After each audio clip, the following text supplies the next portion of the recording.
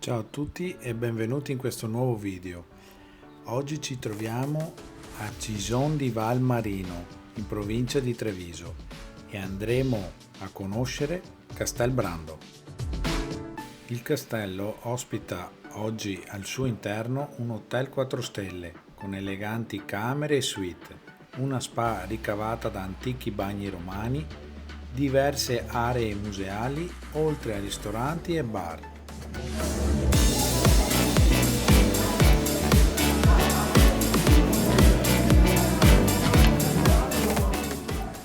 L'entrata al castello è molto particolare, si entra tramite un ascensore in vetro che vi porta proprio all'interno del castello.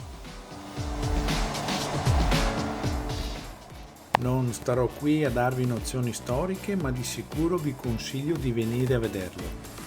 Per avere un'esperienza a 360 gradi del castello vi consiglio la visita guidata, che vi porterà in aree del castello non accessibili ai normali visitatori.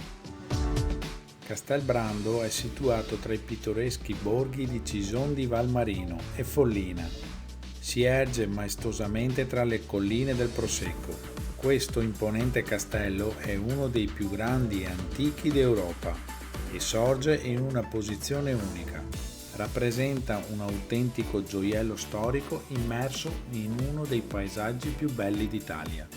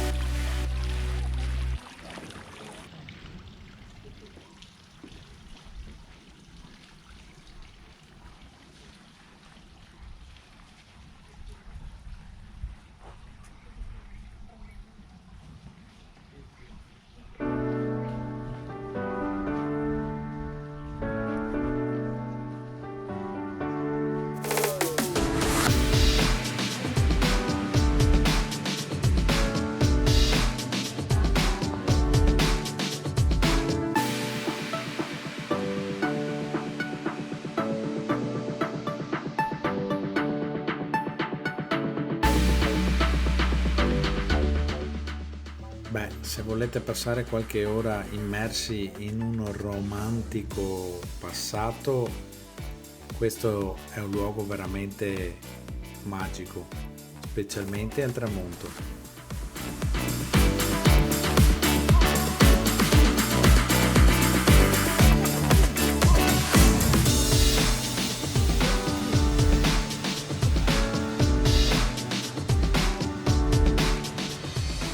Vi ricordo che a pochi passi dal castello potete anche visitare e vedere la Via dell'Acqua.